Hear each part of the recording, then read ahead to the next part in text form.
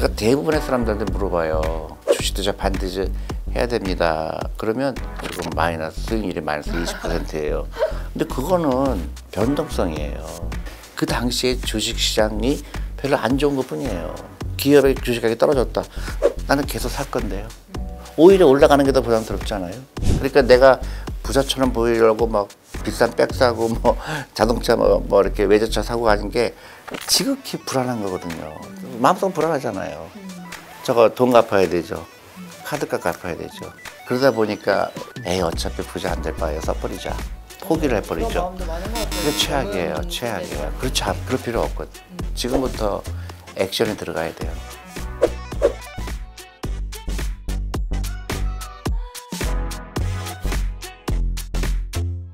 일타 강사한테 듣는 경제일타의법. 오늘은요 드디어 나오셨습니다. 존리의 부자학교 존리 대표님 모셨습니다. 어서 오세요. 네, 안녕하세요. 안녕하세요. 저는 존리 대표인데요. 우리나라 금융 강국이 되기 위해서 우리 개개인이 금융 지식을 쌓는 게 중요하잖아요. 그래서 금융 교육 쪽으로 하고 있습니다. 네, 대표님 모셔서 저희가 또 오늘 꽉 차게 이야기 준비해봤습니다.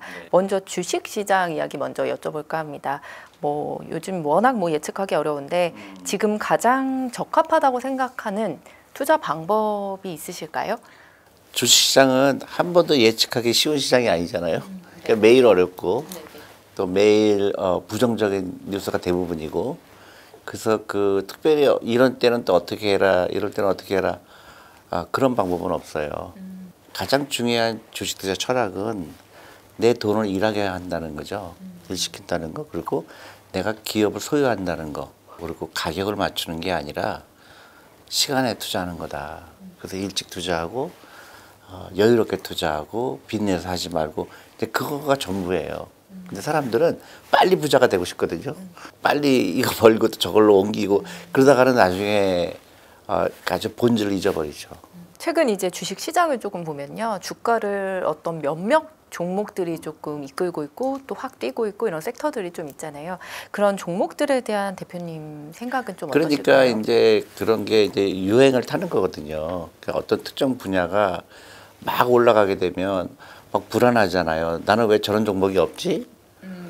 그러다가 이제 막 그런 스토리텔링에 이제 현혹되다 보면 그 전에 갖고 있던 내 생각이 막 이거 나 틀렸나 보다 그렇고 이제 그런 걸로 이제 쫓아가게 되고, 그럼 또 하락이 또 오게 되면 괜히 했다고 생각되고 막 뒤죽박죽 되거든요. 그렇게 하는 게 아니고, 물론 놓칠 수가 있죠. 어떤 건 10배 올랐는데 내 거는 뭐 마이너스 10%가 되는 경우도 있어요. 걱정할 필요 없어요. 내가 갖고 싶은 주식, 내가 그때면 아무나 하는 건 아니죠. 뭐 차트를 보고 산다든가 아니면 뭐 아무런 친구가 사라고 해서 산 게 아니고, 이 기업은 내가 물건을 써보니까 너무 좋더라. 아니면 이 기업은 내가 보니까 과거부터 꾸준히 올라가더라. 꾸준히 매출이 올라가더라. 어떤 경우는 배당을 잘 주더라. 나름대로 생각이 있잖아요. 그런 거 골고루 사서 갖고 있으면 돈 생길 때마다 투자하는 거예요. 그게 제일 좋은 방법인데, 어떤 분야 요새 배터리 분야가 막 올라가니까 막 속이 아프잖아요. 내 거는 왜 안 올라가지? 그렇게 생각할 필요 없어요. 이게 또 내려오고 또 내가 갖고 있는 건 언젠가 또 올라가거든요. 그러니까 이게 보면은, 저도 이제 펀드 매니저를 오래 했기 때문에 보면 속상할 때가 많죠. 이 주식을 샀는데 5년 동안 갖고 있는데 안 올라가요. 딴 것만 올라가는데 에이 안 되겠다 팔잖아요. 그때 또 올라가요. 그 다음에 이제 따라서 간 거는 또 내려가게 되고, 그래서 그런 거에 연연할 필요 없고 자기의 스타일을 잊지 말고 꾸준히 투자하는 게 제일 현명한 방법이고, 투자한다면 나는 놀러 다녀야 돼요. 맨날 쳐다보는 거 하는 거 아니죠. 번외 질문인데요. 그럼 대표님은 배터리 쪽 갖고 계시나요? 저는 별로 좋아하지 않았어요, 그 섹터를. 그래서 우리 펀드 매니저들도 안 갖고 있었어요. 그 밸류에이션이 너무 비싸고. 그래서 시가총액이 너무 그렇게 비싼데 이것까지 살 필요 없다고 생각한 거죠. 근데 그래도 올라간 거니까. 그렇지만은 그거 항상 있어요. 그거를 막 억울해하거나 그때 내가 왜 안 사, 그렇게 하는 거는 이제 자기의 투자 철학을 깨트리는 거죠. 대표님이야 워낙 이제 부자 만들기 대부 이렇게 대부는 알려져 아니고 계신데, 방금 전만 해도 대표님은 지금 2차 배터리 쪽을 그렇게 갖고 계시지 않다고 하셨잖아요. 근데 전문가들 분들은 그래도 거기가 앞으로 오를 거다, 시장 전망이 좋다, 뭐 이런 얘기를 해주시는 분들도 이제 계시단 말이에요. 여러 뭐 전문가들이 각각 이제 생각하는 건 다르겠지만 그런 방향에 대해서는 조금 아니요. 그게 제가 배터리 주식이 나쁘다고 한 적은 없어요. 네네네. 다만 가격이잖아요. 가격. 아, 이 가격 주고 살 수가 있을까? 너무 비싼 거거든요. 그 막 몇십 조잖아요. 네. 근데 매출은 별로 안 일어나는데 그런 희망만 가지고 사고 싶지 않은 거죠. 그러니까 냉정해지는 거죠. 근데 뭐 시장이 올라간 거 내가 컨트롤할 수가 없잖아요. 그렇지만 내가 생각했을 때 나는 가격이 너무 말도 안 되게 비싸다고 생각했던 거고 또 그렇지 않다고 생각하는 사람도 충분히 뭐 이유가 있겠지만은 이제 그렇게 그거를 가격을 따져야 되고 펀더멘털을 보고 투자하라 이거죠.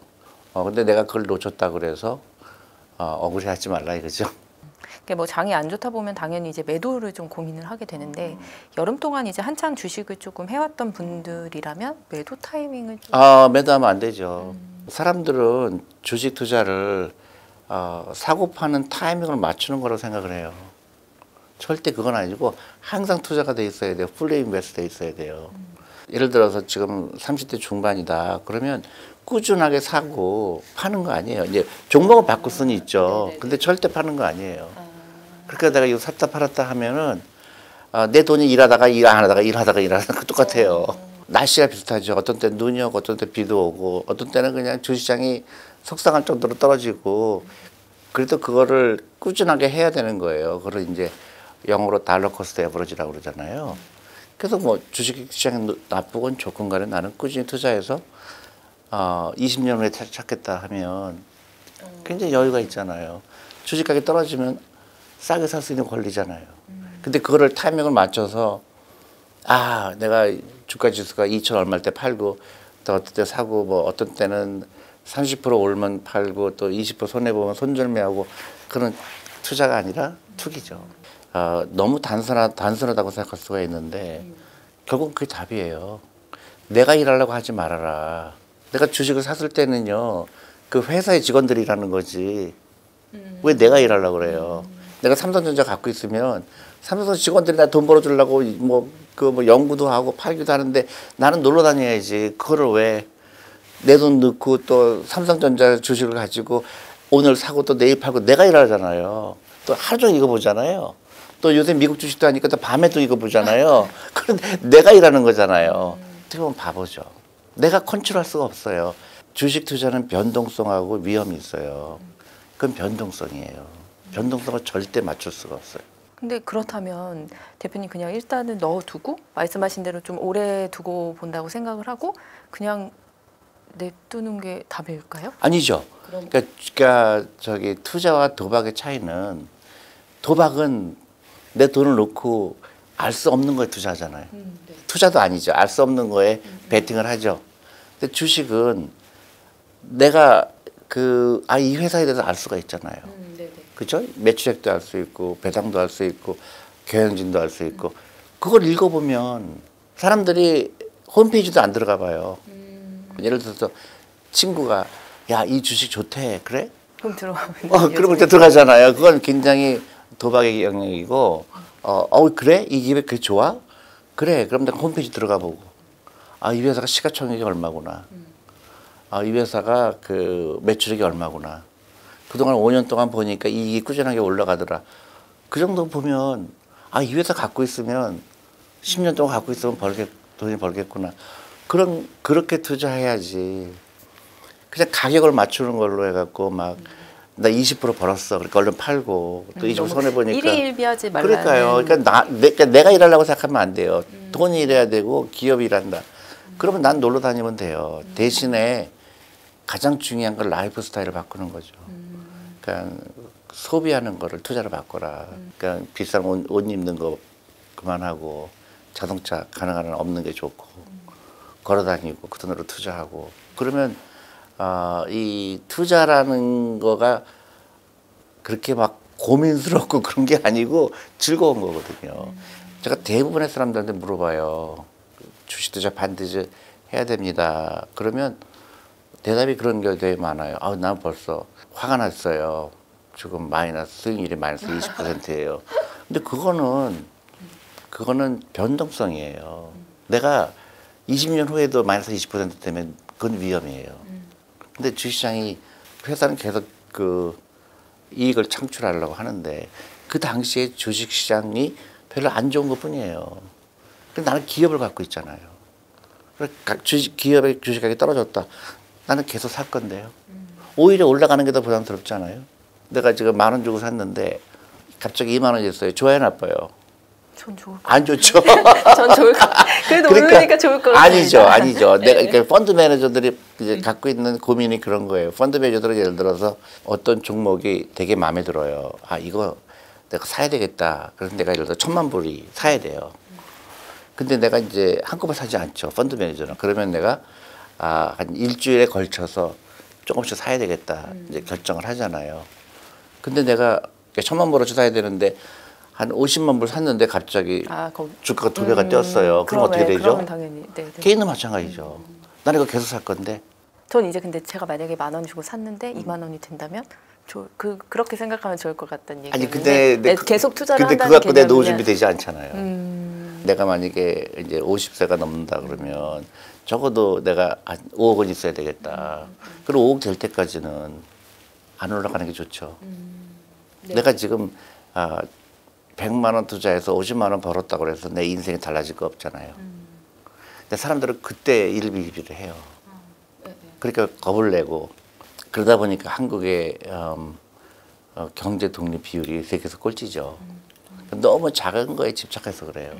그러니까 나는 평생 동안 월급의 10%를 투자할 거다. 그러면 올라가고 내려가는 건 나하고 상관이 없어요. 앞으로 은퇴할 날이 30년 남았다. 그 30년 동안 투자할 건데 일주일을 걱정하는 거예요. 주식 투자는 시간에 투자하는 거라는 걸 한 번도 잊으면 안 돼요.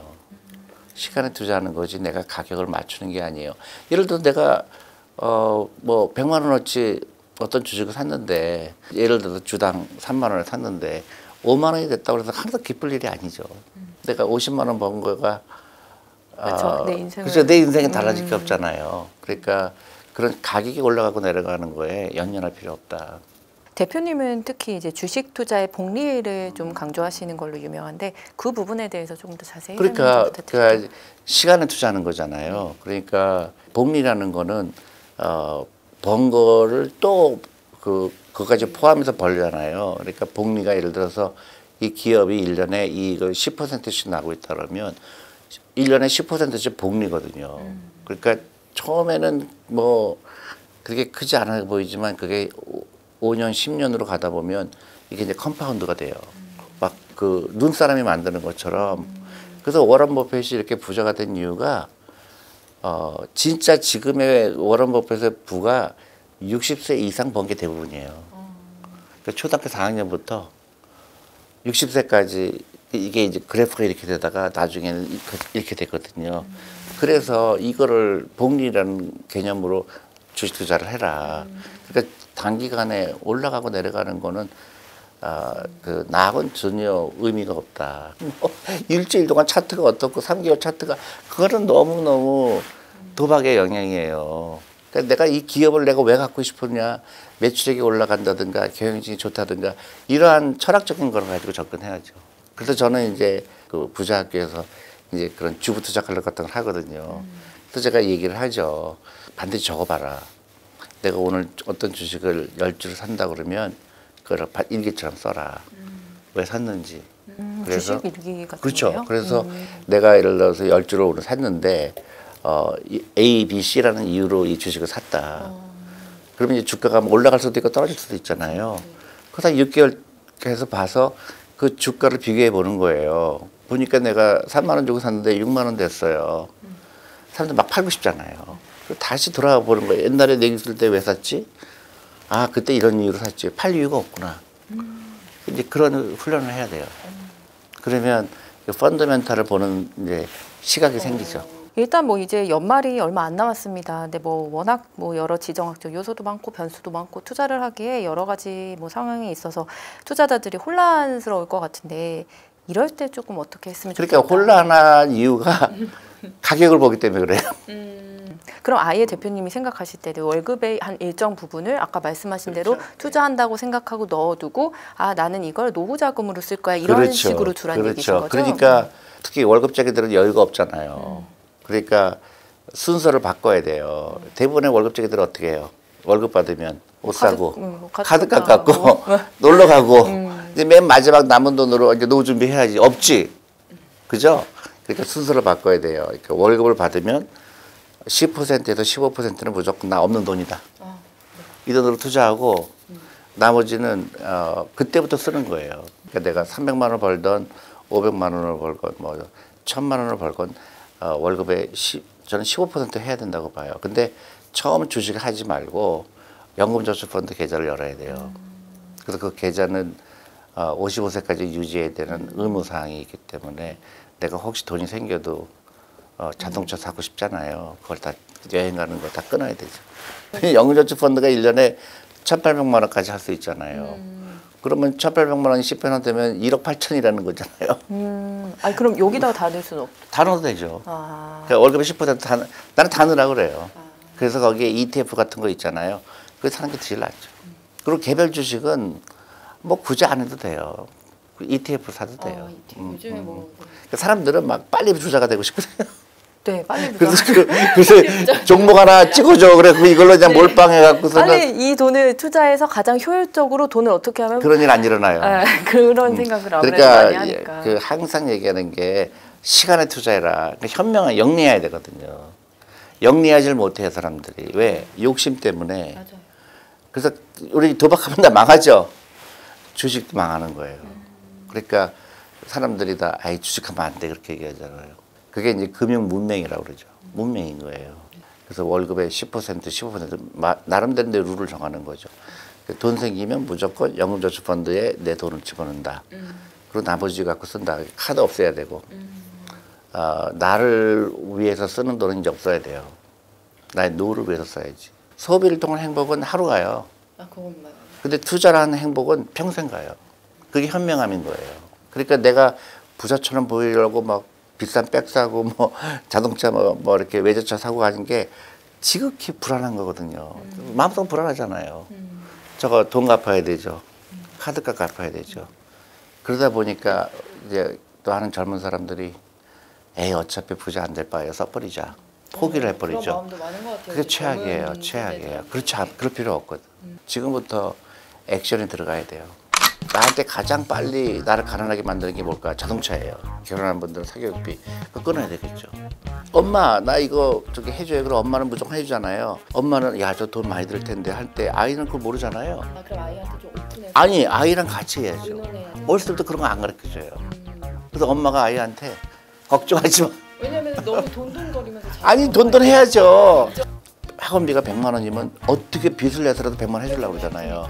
그게 다 무너지는 거예요. 근데 아이는 아이대로 돈에 대해서 배울 기회가 없었고 엄마 아빠는 그 돈을 너무 끔찍한 큰 돈을 써버리고 그러니까 어떻게 나중에 다 같이 가난해지는 거죠. 그래서 지금부터는 플랜을 세워야 돼요.